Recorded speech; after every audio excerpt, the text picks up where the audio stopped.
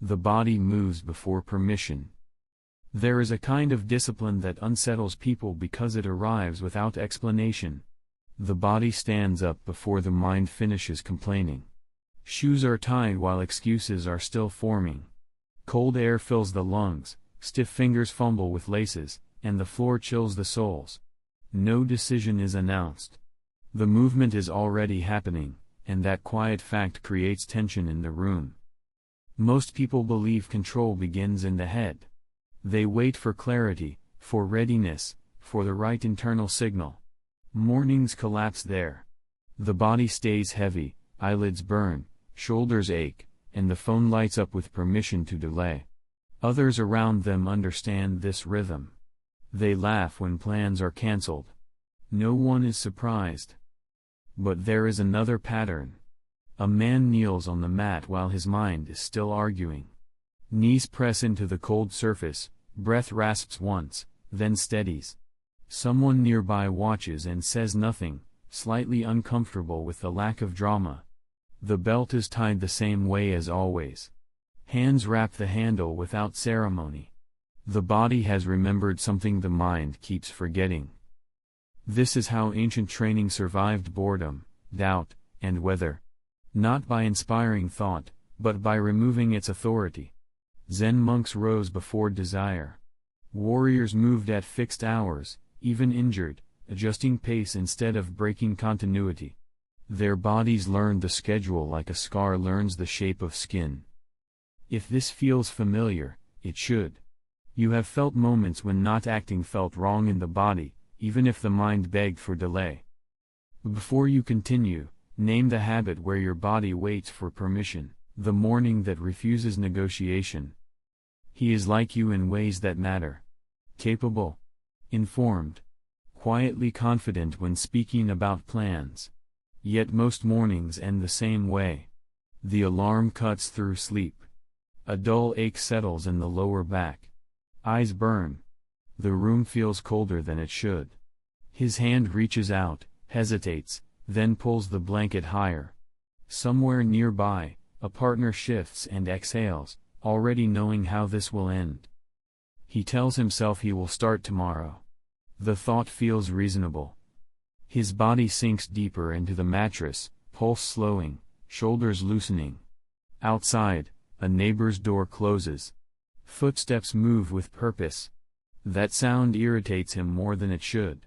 He turns his face toward the wall, pretending not to hear, and the day quietly slips out of alignment. Weeks later, the same scene repeats. Shoes sit by the door, untouched. Muscles feel unfamiliar, slightly foreign. When friends ask about training, he smiles and says work has been heavy. They nod with relief. His inconsistency keeps the social balance intact. No one has to adjust around him. Then something small changes. Not a revelation. Not resolve. One morning, the alarm rings and his feet touch the floor before his thoughts organize. The wood is cold. Calves tighten. He winces once. The mind starts its usual bargaining, but the body is already upright. The belt is tied. Hands move without precision, just repetition. A roommate watches from the kitchen, confused by the silence. There is no announcement of intent. Outside, the air bites into the lungs. Breath comes sharp, then steadies. Shoulders feel heavy, uncooperative. He moves anyway. A passerby glances over, then looks away, unsettled by the early hour commitment. The body warms slowly. Joints complain, then quiet. The mind lags behind, still listing reasons this could have waited. This does not feel heroic. It feels mechanical. Almost dull. But later that day, when training is mentioned, his answer is shorter. It's done.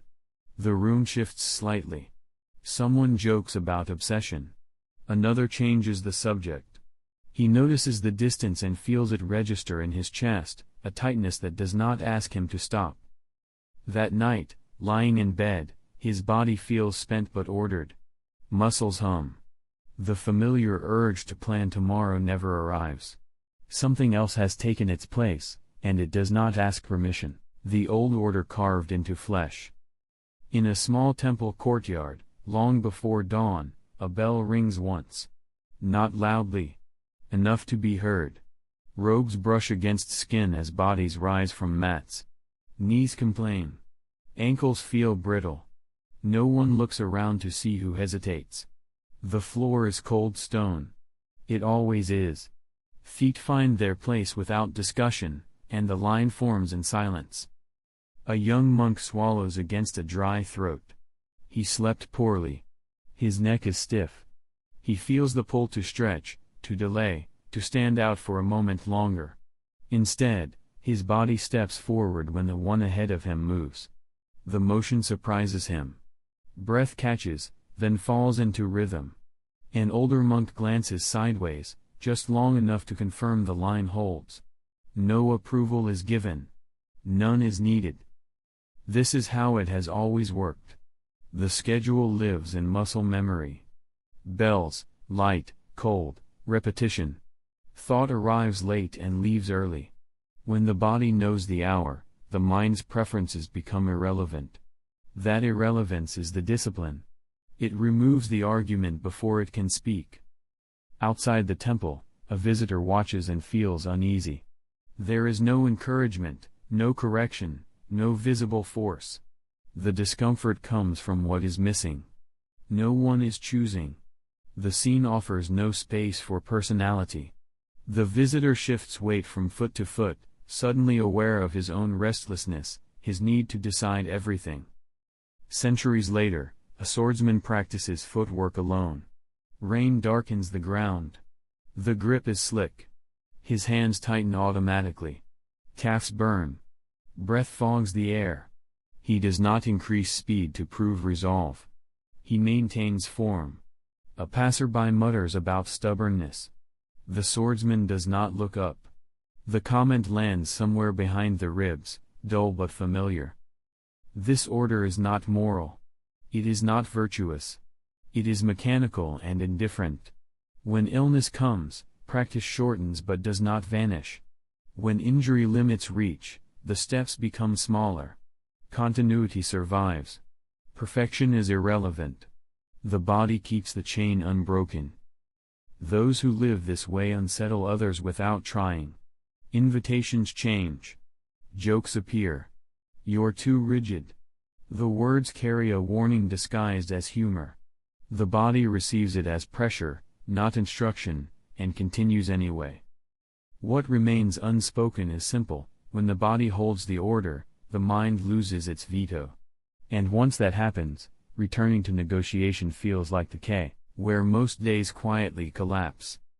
This is where it usually breaks. Not in dramatic failure, but in small internal bargaining that leaves no trace. The body pauses at the edge of action. Shoes are on.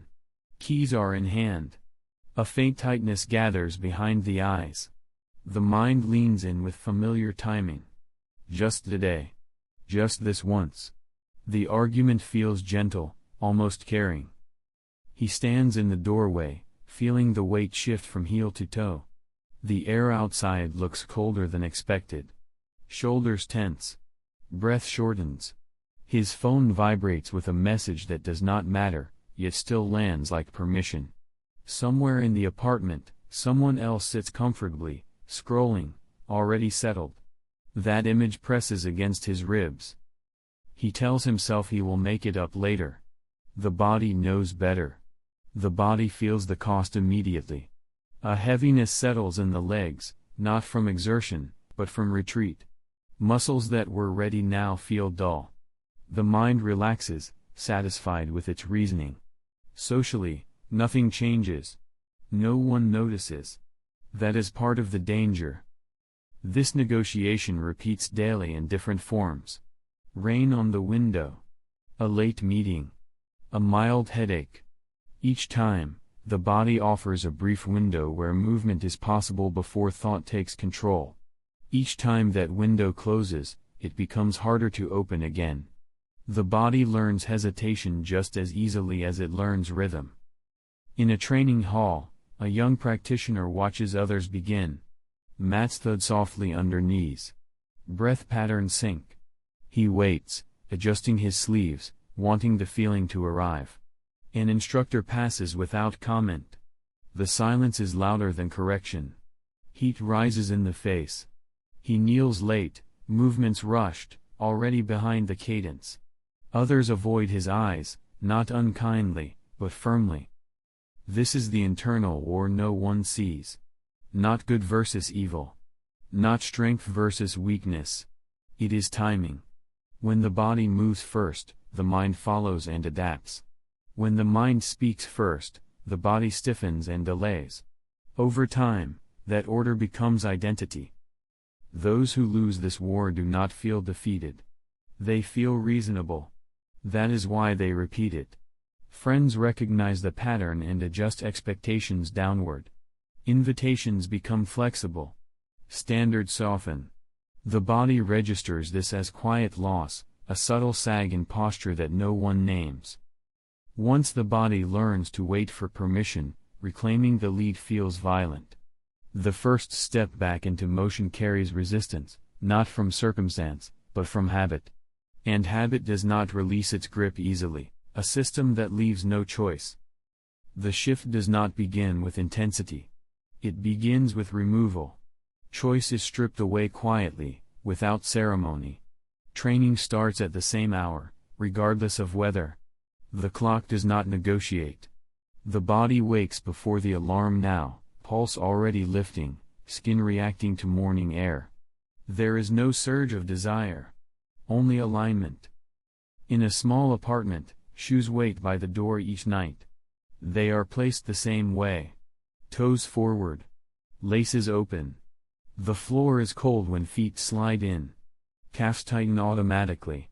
The mind arrives late, irritated that it was not consulted. It searches for reasons.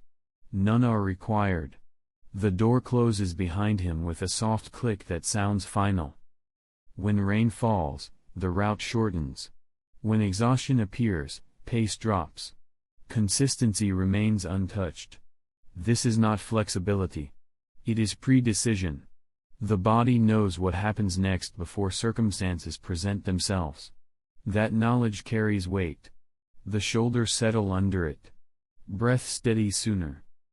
At work, colleagues notice the predictability. Meetings end and he leaves without apology.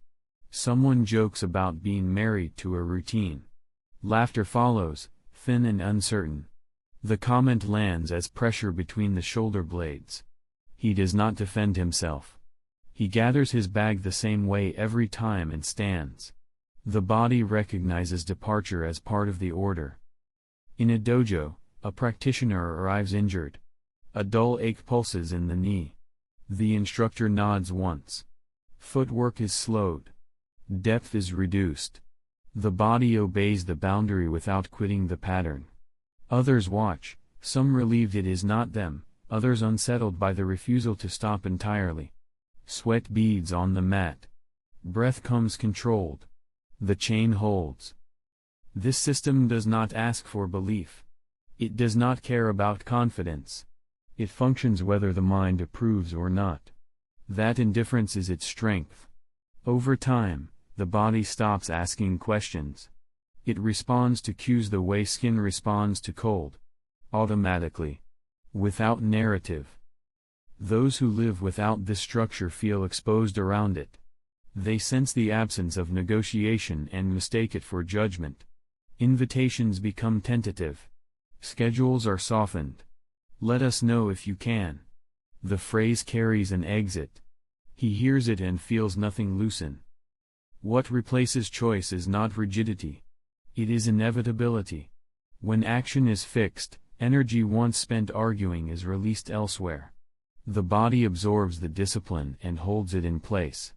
The mind, stripped of veto power, is forced to adapt. And adaptation, once learned, does not easily reverse, continuity that survives bad days. The mistake most people make happens after a miss. One skipped morning becomes a verdict. The body feels heavier the next day. Legs ache without having worked. Breath feels shallow. Shame creeps in quietly, tightening the jaw. The mind uses it as leverage. Since the chain is broken, it says, there is no urgency to repair it.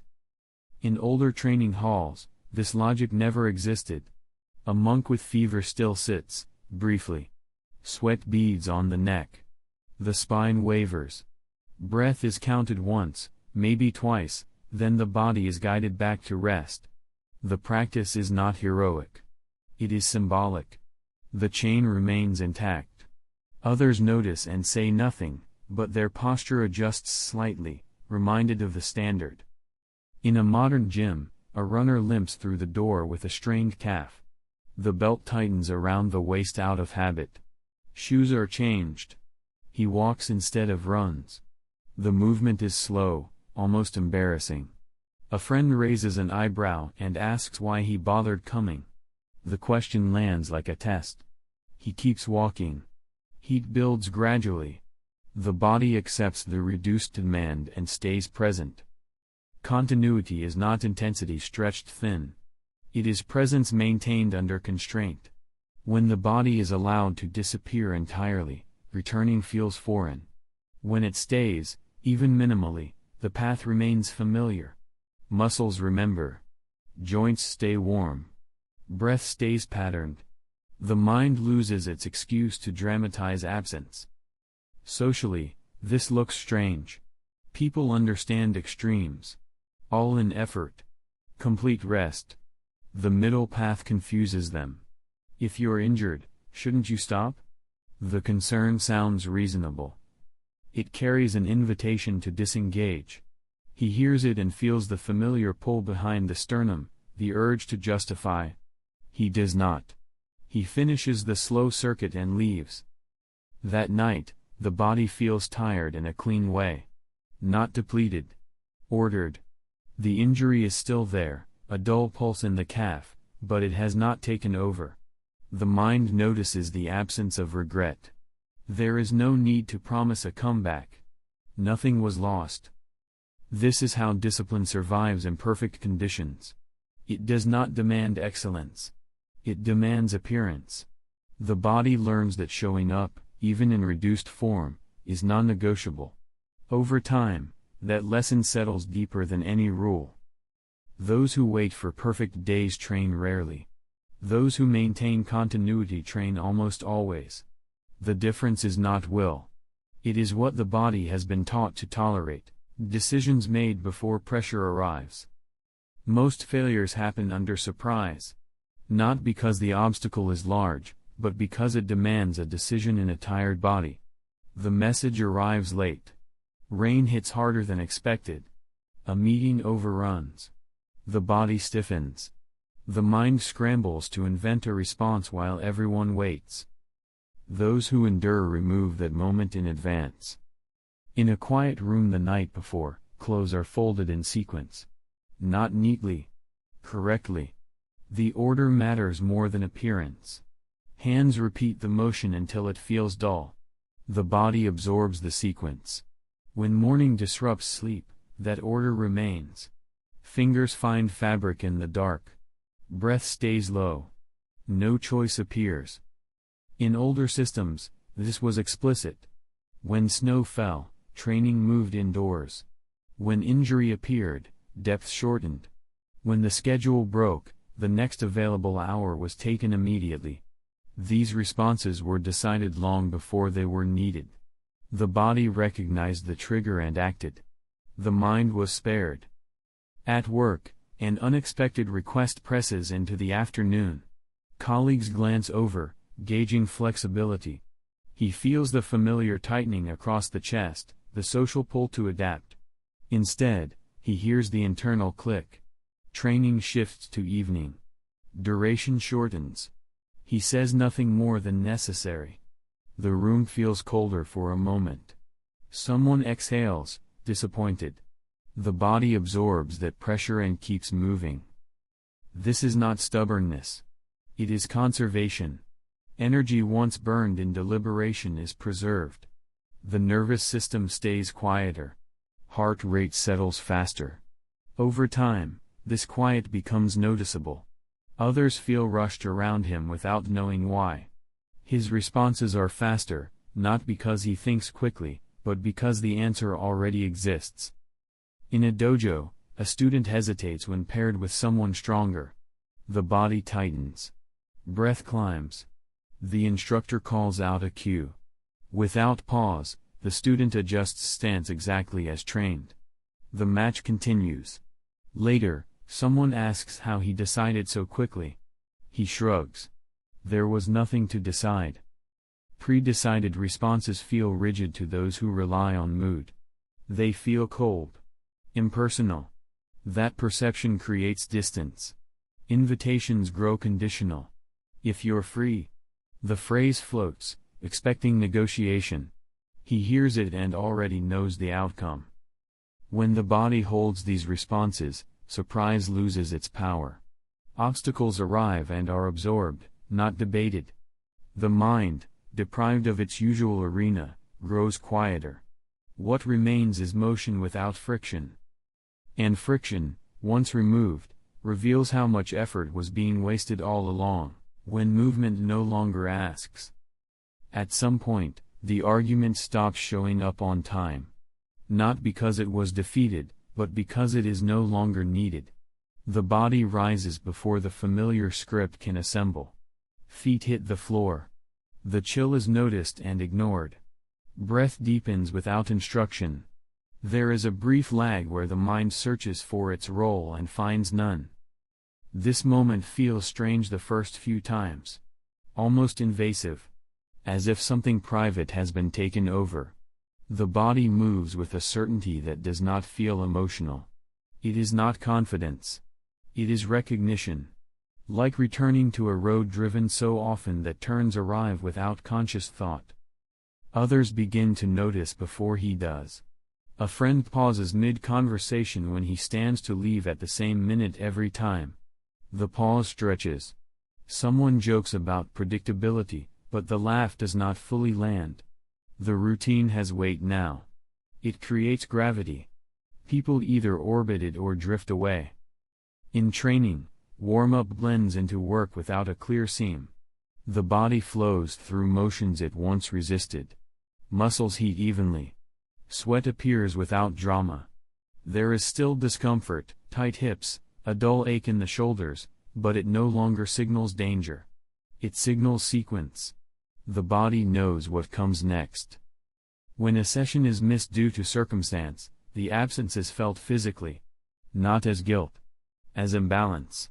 Sleep feels shallow. Appetite dulls. The body corrects this the next day without discussion. Intensity adjusts. Duration shifts. The chain reattaches. No ceremony marks the return. Social friction sharpens here.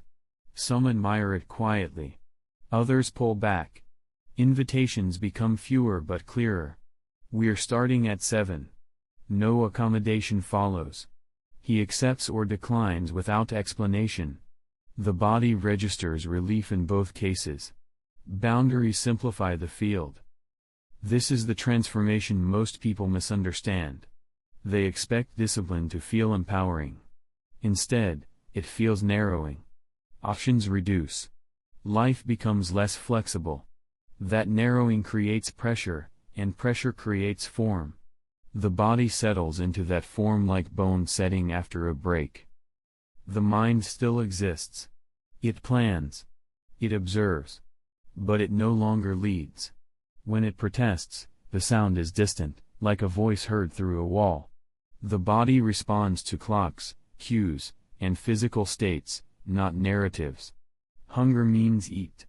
Fatigue means reduce. The hour means move. Those watching sense the shift even if they cannot name it. There is less explanation offered, less adjustment requested. The absence of negotiation reads as seriousness. Not intensity. Seriousness. It makes people choose their words more carefully around him. Once the body leads consistently, returning authority to the mind feels dangerous. Like handing control to someone who hesitates at intersections. The body has proven reliable. It has carried weight without complaint. It has held order through boredom, pain, and social pressure. Letting it lead becomes less a strategy and more a rule. Discipline becomes the shape you keep. At the end of this path, nothing dramatic happens. There is no final victory. No surge of pride. The body simply keeps its order. It wakes. It moves. It rests. The mind follows like a quiet attendant, no longer invited to negotiate terms. This is where discipline stops being something you apply and becomes something you inhabit.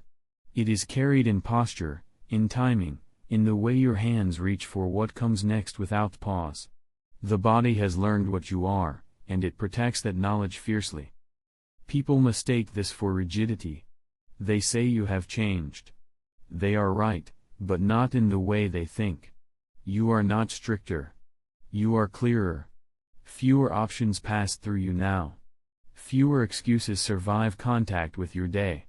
That clarity makes others uneasy because it exposes how much of their life is still undecided. There will still be fatigue. There will still be days when joints ache, when breath feels thin, when the environment presses harder than expected. None of that disappears. What disappears is the argument about whether you move at all. The body already knows the answer. This is why the unshakable person is rarely loud. He does not convince. He demonstrates. His schedule is not a preference. His practice is not a mood. It is simply what happens next, regardless of who is watching. If you have followed this far, you already know where your own hesitation lies. You feel it in the body before you can name it. That is where the shift must occur. Do not promise change. Promises belong to the mind. Make one public commitment instead. One action. One fixed hour. No explanation. Comment the action you will perform at the same time tomorrow. Nothing else.